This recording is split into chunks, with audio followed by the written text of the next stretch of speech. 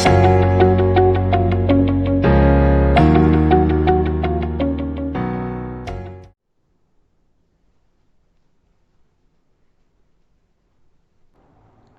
प्यारे बच्चों, this is Tushar Kapoor. I welcome you all on my YouTube channel. आज के इस लेक्चर में हम एओडी का एक बहुत ही छोटा सा और इंपॉर्टेंट टॉपिक पढ़ने जा रहे हैं, nature of roots of cubic polynomials. बेटा काफी छोटा है, छोटा सा कॉन्सेप्ट है, तो इसको जल्दी से शुरू करते हैं। कॉपी पेन निकालो और नोट करना शुरू कर दो। चलो, क्यूबिक पॉलिनोमियल्स आप जानते हो बेटा। जैसे मान लो मैं एक क्यूबिक पॉलिनोमियल ले रहा हूं, f of x is equal to a x cube B x square C x plus d. ठीक है बात। तो ये जो क्यूबिक पॉलिनोमियल है, इसके कितने रूट्स होंगे तो हम नहीं बता सकते, हो सकते हैं वो मैक्सिमम 3 हो सकते हैं। इसके मैक्सिमम 3 रियल रूट हो सकते हैं। हम रियल रूट की बात कर रहे हैं सिर्फ। और कितने हो सकते हैं? 2 हो सकते हैं क्या? 1 हो सकता है क्या? ऐसा हो सकता है कोई भी ना हो। उसी चीज को स्टडी करनी है, इसके कितने रूट्स होंगे। ठीक है। अब 2 पॉसिबिलिटीज हैं बेटा। अब यहां पे एक्स क्यूब का जो कोफिशिएंट है, इसे लीडिंग कोफिशिएंट बोला जाता है। ये एक लीडिंग कोफिशिएंट है हमारा।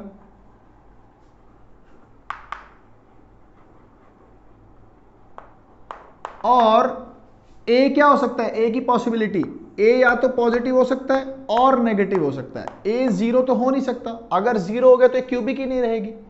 तो हम क्या करते हैं, पॉजिटिव के लिए स्टडी कर लेते हैं। कॉन्सेप्ट बिल्कुल सेम है। नेगेटिव के लिए मैं आपको बाद में बता दूंगा कि क्या करना था। ठीक है, कॉन्सेप्ट बिल्कुल सेम है। तो ए पॉजिटिव के लिए सोच लेते हैं। तो पॉजिटिव नंबर कोई भी एक मान लो, ए को 1 मान लो, कोई दिक्कत नहीं है। तो एफ ऑफ एक्स कितना आ जाएगा? X cube B x square सी एक्स प्लस डी। बेटा ए को 1 एज्यूम कर लिया है ना। 4 पॉजिटिव नंबर्स, 2 3 4 5 कुछ भी कर सकते थे आप। ठीक है। तो मैंने क्या किया, इसको डिफरेंशिएट किया बेटा। इसको डिफरेंशिएट किया तो मुझे क्या मिला? 3x square plus 2bx plus c। कोई दिक्कत इस चीज में है तो बताओ। अब ये क्या बन गई बेटा? एक क्वाड्रेटिक बन गया हमारे पास। इस क्वाड्रेटिक के कितने रूट हो सकते हैं? या तो 2 डिस्टिंक्ट रूट हो सकते हैं, या तो रिपीटेड रूट हो सकते हैं, या तो कोई भी रूट ना हो। तो अगर इसमें क्या क्या पॉसिबिलिटीज बनेगी? पहली पॉसिबिलिटी ये है कि इसका डिस्क्रिमिनेंट नेगेटिव आ जाए। इसका डिस्क्रिमिनेंट नेगेटिव आ जाए मतलब B square 4b square minus 12c, ये क्या आ जाए बेटा? नेगेटिव आ जाए। पॉसिबिलिटी ले रहा हूं मैं तो। अगर इसका डिस्क्रिमिनेंट नेगेटिव आएगा तो क्या आएगा? No real roots.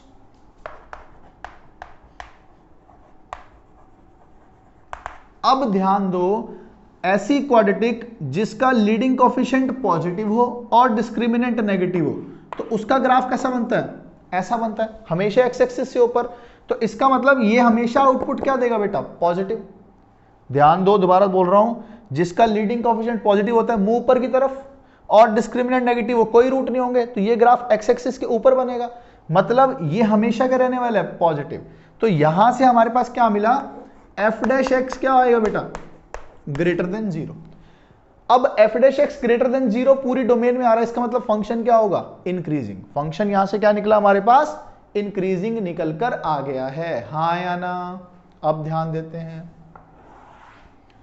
अब ये फंक्शन इंक्रीजिंग है तो बस हमें ये 2 बातें पता होनी चाहिए कि एफ ऑफ माइनस इनफाइनाइट कितना है, मतलब ग्राफ नीचे कहां से शुरू हो रहा है, और एफ प्लस इंफिनिटी पे कहां है। अदरवाइज तो इंक्रीजिंग है। माइनस इंफिनिटी से प्लस इंफिनिटी में फंक्शन क्या है? इंक्रीजिंग निकल कर आया है।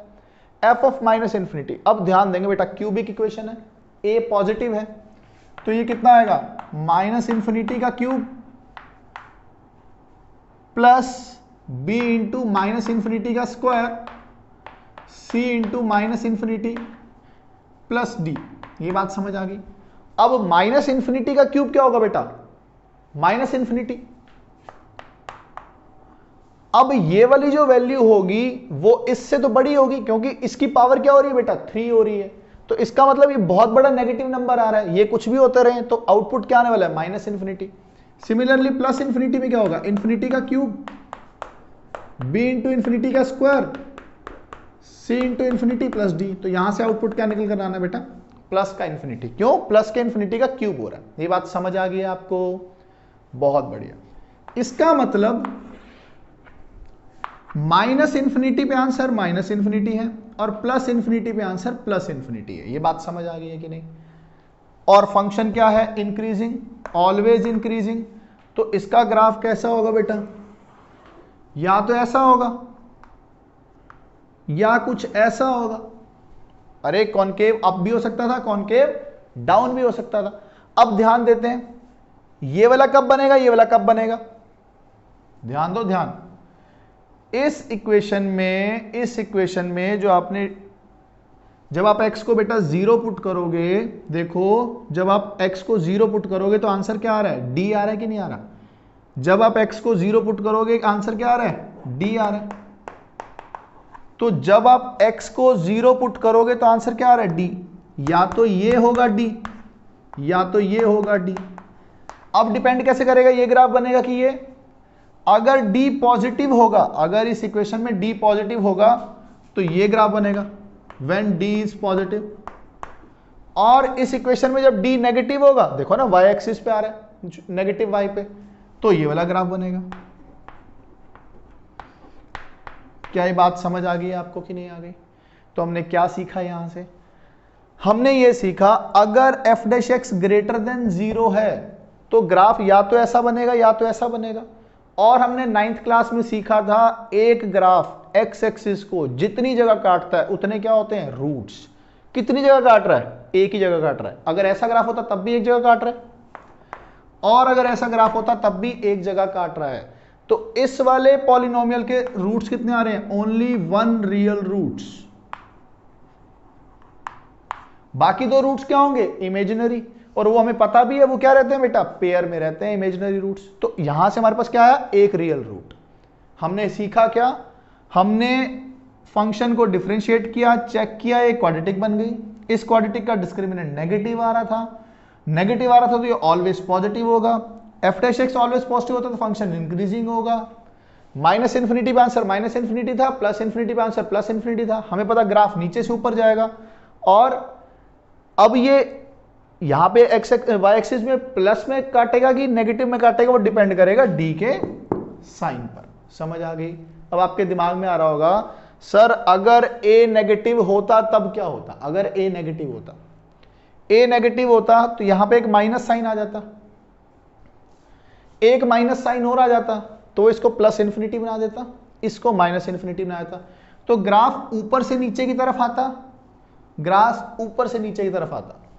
सेम फर्क यहां भी पड़ जाता, एक्स स्क्वायर कोएफिशिएंट भी नेगेटिव हो जाता। अगर ए नेगेटिव होता है, डी नेगेटिव होता है तो ग्राफ कैसे बनता है बेटा? नीचे की तरफ। ये ऑलवेज नेगेटिव तो ये डिक्रीजिंग फंक्शन हो जाता। बस कॉन्सेप्ट सेम है। कोई भी अगर क्यूबिक है डिफरेंशिएट करो, अगर डिस्क्रिमिनेंट नेगेटिव आ गया इसका मतलब ओनली 1 रियल रूट, ये समझना था। कोई दिक्कत? नोट करो इसको। फिर दूसरे वाला केस लेते हैं। इसमें जब discriminant greater than equal to 0 होगा,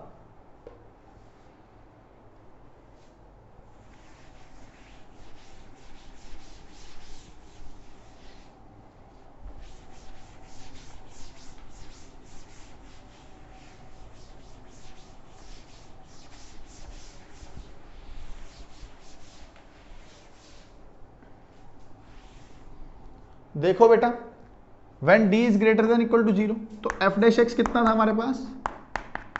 3ax स्क्वायर, a1 ही मान लेते हैं कांस्टेंट उसके लिए, प्लस 2bx प्लस c। ये बात समझ आ गई है आपको कि नहीं आ गई है? इसमें केस लेना है when d is greater than equal to 0, मतलब 4b square minus 12c greater than equal to 0। अब ग्रेटर देन इक्वल टू 0 है बेटा, तो क्या करेंगे? इसका मतलब इसके या तो रिपीटेड रूट्स निकलने वाले हैं, या तो इसके रिपीटेड रूट्स निकलने वाले हैं, या 2 डिस्टिंक्ट रूट्स निकलने वाले हैं। या तो इसके रिपीटेड रूट्स निकलने वाले हैं या तो 2 डिस्टिंक्ट रूट्स निकलने वाले हैं। तो क्या क्या पॉसिबिलिटी हो सकती है ये बात हम जानते हैं। एफ ऑफ माइनस इंफिनिटी कितना है बेटा? Minus infinity. And F of plus infinity कितना है बेटा? Plus infinity. ये हम निकाल चुके हैं। मतलब क्यूबिक इक्वेशन का जो ग्राफ है वो नीचे से ऊपर की तरफ बनने वाला है। क्या क्या पॉसिबिलिटीज हो सकती हैं ध्यान देते हैं।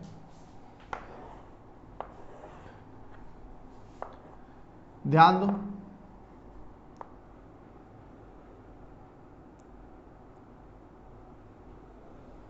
ग्राफ नीचे से शुरू हुआ, ऊपर की तरफ गया, ठीक है। एफ डैश एक्स के कितने रूट आ रहे हैं? 2 भी आ सकते हैं, 1 भी आ सकता है। अब एफ डैश एक्स 0 कहां कहां पर हो रहा है बेटा? देखो, एक तो यहां पर हो रहा है 0 और एक यहां पर हो रहा है 0। तो इस वाले केस में एफ डैश एक्स कितनी एक्स की वैल्यूज पर 0 हो रहा है? 2 वैल्यूज पर, एक x1 पर और एक x2 पर। तो ये कौन सा केस हो गया जिसमें 2 डिस्टिंक्ट रूट आए होंगे? और क्या पॉसिबिलिटी है?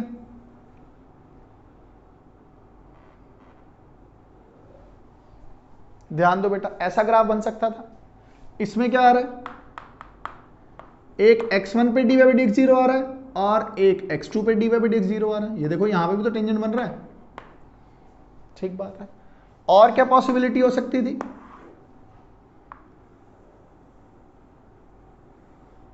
ऐसा, तो dx यहां पे भी 2 बार 0 आ रहा है बेटा, समझ आ गई? और क्या पॉसिबिलिटी हो सकती है?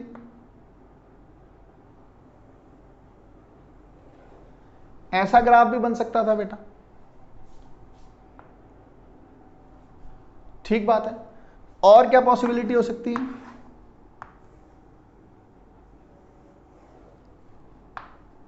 दो बार dx क्या आ रहा है बेटा? 0 आ रहा है। 2 बार dx क्या आ रहा है बेटा? 0 आ रहा है। तो dx हर बार 2 बार 0 आ रहा है। ध्यान देंगे, ध्यान। इसके अलावा कोई और पॉसिबिलिटी बन सकती है क्यूबिक इक्वेशन की? नहीं बन सकती। ये x1 और x2 वो दो वैल्यूज हैं जहां पे dx 0 आ रहा है। तो अगर ऐसा ग्राफ बनेगा तो नंबर ऑफ रूट्स कितने आ रहे हैं? 1, 2 और कितने? 3। अगर ऐसा होगा तो नंबर ऑफ रूट्स कितने आएंगे? 1 और 2 ये हैं बेटा रिपीटेड रूट्स, 2 ये हैं repeated roots.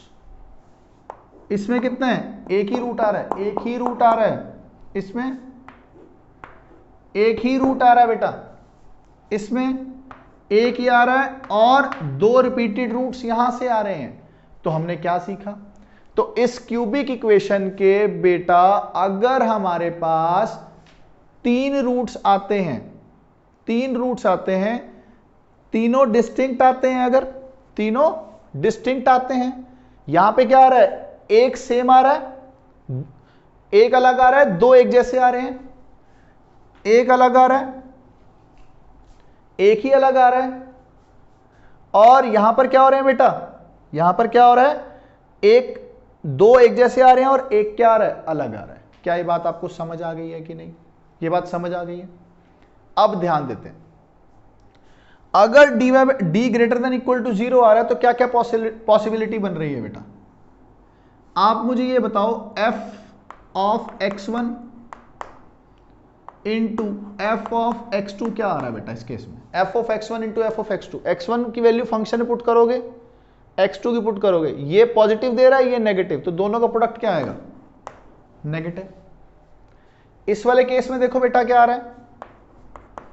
f of x1 into F of x2 कितना दे रहा है बेटा? 0। देखो ना, f ऑफ x2 कितना दे गया बेटा? 0। ये तो x एक्सिस को टच करता हुआ ही जा रहा है। इस फंक्शन में x2 पुट करोगे तो आंसर 0 आएगा। इस वाले केस में क्या आएगा बेटा? इस वाले केस में ये f ऑफ x1 है, ये f ऑफ x2 है। बात समझ आ गई? तो x1 लिख देते हैं, इसको x2 लिख देते हैं। तो इस वाले केस में क्या आ रहा है? f of x1 into F of x2 कितना आ गया बेटा? Greater than 0। हाँ या ना? इस वाले केस में कितना आ गया बेटा? ये f ऑफ x1, ये f ऑफ x2, तो f of x1 into F of x2, बेटा f ऑफ x1 भी नेगेटिव, f ऑफ x2 भी नेगेटिव, नेगेटिव इंटू नेगेटिव क्या दे देगा? पॉजिटिव। इस वाले केस में क्या होगा? ये x1 हो गया, ये x2 हो गया, तो f of x1 into F of x2 कितना आ गया? इस केस में कितना आ गया बेटा? 0 आ गया। अब क्या सीखा? When f of x1 and f of x2 is negative, इसका मतलब 3 distinct roots. When f of x1 into f of x2 is equal to 0, इसका मतलब रूट तो 3 है, एक डिस्टिंक्ट है और 2 क्या है? रिपीटेड है, सेम है। तीसरा case, when f of x1 into f of x2 is greater than 0, then number of roots will be only 1, एक रियल रूट और 2 इमेजिनरी रूट निकलकर आने वाले हैं। ये समझ आ गया आपको? समझ आ गया तो नोट करो। मैं इस चीज का एक टेबल बनवा देता हूं, जिससे और क्लियरिटी आपको हो जाएगी। नोट कर लो इसको। चलो ठीक है बेटा, फिर टेबल बना लेते हैं ना।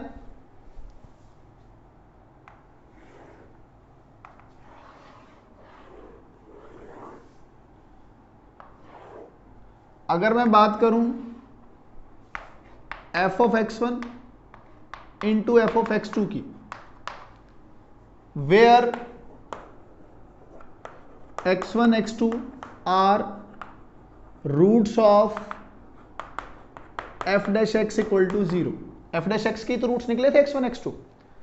बेटा अगर x1 x2 की वैल्यू पॉजिटिव होती है, जब x1 x2 की वैल्यू पॉजिटिव होती है, यहां लिख देते हैं नंबर ऑफ रूट्स। तो हमने क्या सीखा था? जब f of x1 into f of x2 positive था तो रियल रूट्स कितने थे? Only 1 real root.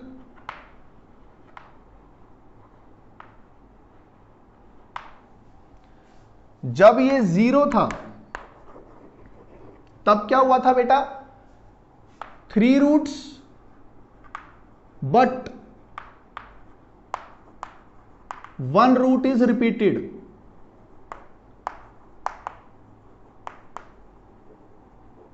बेटा रूट तो 3 ही थे, लेकिन एक क्या था? रिपीटेड था।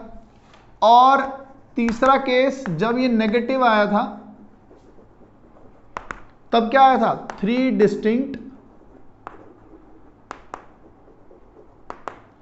Real roots. तो ये है गीता का सार। क्यूबिक पॉलिनोमियल में ये बातें अगर आपको पता है तो आपको क्यूबिक पॉलिनोमियल के नेचर ऑफ रूट्स में कोई टेंशन नहीं होनी चाहिए। समझ आ गई बात? इसको नोट करो, 2 क्वेश्चन करवाऊंगा, आपकी अंडरस्टैंडिंग बिल्कुल क्लियर हो जाएगी। बेटा नोट कर लो। चलो देखो बेटा, इस क्वेश्चन को कह रहा है find the value of k if x cube minus 3x plus 2k equal to 0 has 3 distinct real roots. Cubic के 3 डिस्टिंक्ट रियल रूट्स कब आते थे बेटा? व्हेन, टेबल याद करो, when f of x1 into f of x2 is less than 0। यहां पे x1 x2 क्या है? Roots of f dash x। तो इसका मतलब f डैश x निकालना पड़ेगा। तो f डैश x कितना आ रहा है बेटा? 3x square minus 3। इसके रूट्स निकालने हैं तो इसको 0 के को लग दें। तो 3x square minus 3 is equal to 0। तो x स्क्वायर की वैल्यू 1 आ गई। तो x कितना आ गया बेटा? प्लस माइनस 1 आ गया। तो मतलब x1 आ गया -1 और x2 आ गया 1। क्या ये बात आपको समझ आ गई है कि नहीं? अब क्या करना है? f ऑफ x1 और f ऑफ x2। तो इसका मतलब क्या करना है? एक बार इसमें -1 पुट कर देना है। तो -1 का क्यूब -3 इंटू -1 प्लस 2k। एक तो ये आ गया। एक बार क्या करना है? 1 पुट कर देना है। तो कितना हो जाएगा? 1 - 3 प्लस 2k। क्या होना चाहिए बेटा? Less than 0। कोई दिक्कत इसमें है तो बता दो। सॉल्व करके कितना है? -1 प्लस 3 प्लस का 2 आ गया। तो 2k प्लस 2, यहां कितना आ गया? 2k minus 2। और ये चाहिए हमें लेस देन 0। तो बेटा 2 तो गायब कर दें कॉमन लेके। तो बचा कितना? k plus 1 k minus 1 less than 0। हाँ या ना? वेवी कर्व जानते हो बेटा? वेवी कर्व क्या कहता है? दोनों को 0 रखो, यहां माइनस यहां +1, प्लस माइनस प्लस। हमें कौन सा आंसर चाहिए? नेगेटिव वाला। तो यहां से हमारा आंसर कितना आ गया? k बिलोंग्स टू -1 से 1। तो क्या सीखा यहां से? k की वैल्यू अगर -1 से 1 होगी तो इस क्यूबिक के 3 डिस्टिंक्ट रियल रूट्स आने वाले हैं। अंडरस्टैंडिंग होगी आपको इस कॉन्सेप्ट की? तो f of x1 f of x2 क्या होता था? x1 x2 कहां से निकलते हैं? समझ आ गया? एक अच्छा सा क्वेश्चन और करते हैं बेटा, फिर सम अप करेंगे इस लेक्चर को। चलो देखो बेटा इस क्वेश्चन को क्या कहता है? If t is a real number satisfying this equation then find the values of the parameter a। अच्छा a ये रहा। For which the equation x plus 1/x equal to t gives 6 real, बेटा ये काम की बात, gives 6 real and distinct values of x। देखो ये क्वाड्रेटिक है। इस क्वाड्रेटिक के मान लो किसी एक t की वैल्यू पर एक क्वाड्रेटिक ज्यादा कितने रूट दे सकती है? 2। तो इसके 6 रूट चाहिए हैं, तो t की कितनी वैल्यू चाहिए होंगी? t की 3 डिस्टिंक्ट वैल्यू चाहिए होंगी। इसका मतलब इस क्यूबिक के कितने डिस्टिंक्ट रूट आ रहे होंगे? 3 आ रहे होंगे, हाँ या ना? अब 3 डिस्टिंक्ट रूट वाली कंडीशन लगा देते हैं। तो हमें क्या पता लगा? पहले तो f ऑफ t है कितना? 2t cube minus 90 square plus 30 minus है। तो इसको डिफरेंशिएट करते हैं बेटा, इसके रूट्स निकाल लेते हैं पहले। कितना आ जाएगा? 60 स्क्वायर माइनस 18t। क्या करते हैं? इसको 0 के इक्वल रखा जाता है, तो 0 के इक्वल रखेंगे, t कॉमन ले लिया तो कितना आ गया? 60 माइनस 18 इज इक्वल टू 0। तो दो वैल्यू आ गई, या तो t 0 होगा या तो t कितना होगा बेटा? 3 होगा। ये बात समझ आ गई है कि नहीं? तो हमें क्या पता होता है? f of 0 into f of 3 क्या होना चाहिए बेटा? नेगेटिव। यही तो है 3 डिस्टिंक्ट रूट्स की वो कंडीशन। तो बेटा बताओ f ऑफ 0 कितना आ रहा है? t को 0 पुट कर दिया तो कितना आ गया? 30 माइनस है, और इसको 3 पुट करेंगे तो कितना आएगा? 3 3 9 27 54 3 3 9 81 प्लस 30 माइनस है, ये नेगेटिव आ जाएगा बेटा। तो यहां से कितना मिला? 30 माइनस है इनटू बेटा ये हो गया आपका 84, तो प्लस 3 माइनस ये आ गया, इज लेस देन 0। कोई दिक्कत? दो बार -1 से मल्टीप्लाई करता हूं, इनइक्वालिटी चेंज नहीं होगी, तो हो जाएगा a minus 3 a minus 30 less than 0। तो वे भी कर क्या कहता है बेटा? 330 प्लस माइनस प्लस, तो यहां से a की वैल्यू कितनी निकल कर आई? 3 से 30। a की वैल्यू कितनी निकल कर आई? 3 से 30। क्या ये हमारा आंसर आ गया? देख लो, कुछ गड़बड़ तो नहीं हो रही? अभी और सोचना पड़ेगा आपको। x plus 1/x equal to t है बेटा, x plus 1/x equal to t है। अब हम बहुत बार पढ़ चुके हैं फंक्शंस में रेंज वेंज निकाल के। x प्लस 1/x की रेंज क्या होती थी बेटा? इसकी रेंज होती थी t belongs to minus infinity to minus 2 union 2 to infinity. बात समझ आ रही है? 2 वैल्यू कब आती है? जब x 1 होता है, और -2 कब आती है? जब x -1 होता है। इसके अलावा आंसर या तो 2 से बड़ा निकल कर आएगा या तो 2 से छोटा निकल कर आएगा। तो इसका मतलब t की जो वैल्यू है वो -2 से लेके 2 के बीच में नहीं हो सकती। इसका मतलब इस क्यूबिक के जो रूट्स हैं, इस क्यूबिक के जो रूट्स हैं बेटा, वो -2 से लेके 2 के बीच में नहीं हो सकते, हाँ या ना? अब ध्यान दो, 0 और 3 पे f' क्या आ रहा है? 0। ग्राफ कैसा बनेगा सोचते हैं। इस क्यूबिक का लीडिंग कोएफिशिएंट पॉजिटिव, तो ग्राफ नीचे से शुरू होगा, ऊपर की तरफ जाएगा। और एक तो 0 पे और एक 3 पर, एक 3 पर और एक 0 पर। तो या तो एक तो 3 पे dy/dx 0 आएगा और एक 0 पे dy/dx 0 आने वाला है। ये बात समझ आ गई? इस क्यूबिक का कोई भी रूट -2 से लेके 2 के बीच में नहीं होना चाहिए। सही कह रहा हूं, गलत कह रहा हूं? तो इसका मतलब अगर -2 यहां पर हुआ तो एक रूट आ जाएगा। इसका मतलब -2 कहां पे होगा? यहीं पे होगा कहीं। और अगर 2 यहां पर हो गया तो इसका एक रूट फिर आ जाएगा, वो भी नहीं चाहिए। तो इसका मतलब 2 भी कहां पर होगा बेटा? यहां पर होगा। ये बात आप समझ आ गए हो कि नहीं? अगर -2 यहां होता तो -2 से 0 के बीच में बेटा एक रूट आ जाता ना, काट देता, नहीं आना चाहिए। तो -2 क्या होगा? इस रूट के इधर होगा, 2 कहां होगा? इस रूट के इधर होगा। तो हमें ये कंडीशन भी लगानी पड़ेगी कि f ऑफ -2 कितना होगा बेटा? पॉजिटिव। एंड f ऑफ 2 भी कितना होगा बेटा? पॉजिटिव। क्या ये बात सही है, गलत है? तो f ऑफ -2 कितना होगा बेटा? 2 दूनी 4 दूनी 8, 16 -16, 2 दूनी 4 36, और ये भाई साहब क्या कहते हैं? 30 माइनस है। ये होना चाहिए ग्रेटर देन 0। तो ये कितना सॉल्व करके आया बेटा? अगर इसको सॉल्व करें, ये आ जाएगा a लेस देन बेटा कितना आया? 36 आ गया, 52, 2 दूनी 4 दूनी 8, ठीक है। तो ये आ गया आपके पास 52 माइनस 30, तो -22 आ गया। तो a इज लेस देन -22 आ गया कि नहीं आ गया? अगर f of 2 equal to greater than 0 करना है हमें, f ऑफ 2 पुट कर देते हैं। 2 4 8 16 आ जाएगा। 4 × 3 36 plus 30 minus a should be greater than 0। तो यहां से सॉल्व कर कितना है? 46 10 आ जाएगा। a लेस देन 10 आ गया बेटा, a लेस देन 10 आ गया। तो ये कह रहा है ए 10 से छोटा, ये कह रहा है -22 से छोटा, और ये कह रहा है 3 से 10 के बीच में। तो इन तीनों में कुछ कॉमन बात आ रही है? कुछ भी कॉमन ए की वैल्यू नहीं आ रही है। तो क्या लिखेंगे? No such value of A exist. A की ऐसी कोई भी वैल्यू एग्जिस्ट नहीं कर रही है। क्या ये बात आपको समझ आ गई है ना? तो मेन कैच इस क्वेश्चन में क्या था बेटा? एक तो ये 6 डिस्टिंक्ट रियल रूट्स, उससे पता लगा 3 डिस्टिंक्ट रूट्स होंगे। 3 डिस्टिंक्ट होने से क्या पता लगता है? f of t1 into f of t2 less than 0 होगा, where t1 and t2 are roots of f dash t। समझ आ गई बात? अगर आप इस चैनल पर नए हो तो बेटा इस चैनल को सब्सक्राइब करो, लाइक कमेंट एंड शेयर करना ना भूलना। Thank you, bye bye.